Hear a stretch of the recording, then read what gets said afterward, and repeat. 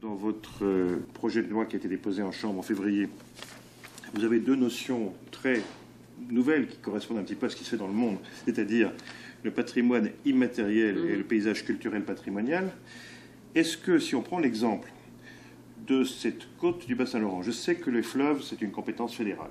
Je sais aussi que le ministère de l'Environnement a son mot à dire. Ceci dit, l'entretien de ces côtes, le maintien de ces marais qui attirent les oies, qui les nourrissent, les traditions de chasse, de cuisine, les traditions culturelles, au fond, de loi blanche sur cette partie de Montmagny, est-ce que ça pourrait faire que votre rôle pourrait exister dans ce type de sujet, grâce à la nouvelle loi? Ça, c'est un bon exemple.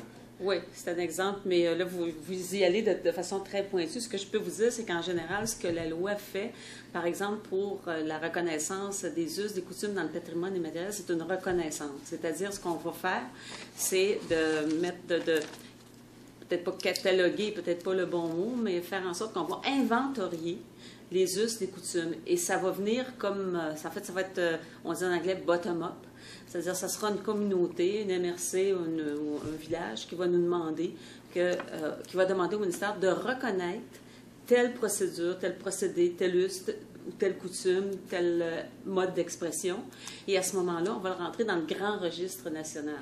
Donc ça, c'est compatible, madame, avec les compétences d'environnement, du ministère de l'Environnement ou d'autres compétences. Ça vous donne quand même une vraie compétence conjointe. Oui, tout à fait, tout à fait. Moi, c'est la compétence du ministère de la Culture, dans ce cas-là, c'est de la reconnaissance du patrimoine immatériel. Pour ce qui est des paysages, là aussi, ça va procéder de la même chose. C'est-à-dire, on pourra, quand vous regardez le projet de loi, ce que le projet de loi dit, c'est que le projet de loi dit qu'une communauté, c'est-à-dire soit une MRC ou un village, pourra demander au ministère de reconnaître tel endroit comme étant un paysage patrimonial. Mais on n'entre pas dans les compétences du ministère de l'Environnement ni dans les compétences du ministère de l'Agriculture, parce que c'est sûr que c'est pas facile, parce que ça fait des années, puis en France d'ailleurs, il y a eu beaucoup de...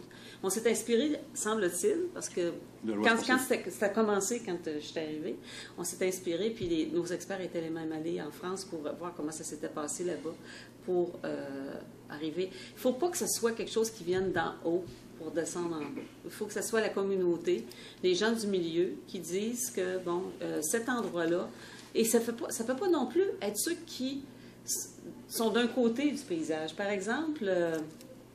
ça peut pas être... Par exemple, je vais vous donner un exemple bien simple. Vous êtes à Montmagny, puis vous regardez les montagnes, vous voyez des pistes de ski.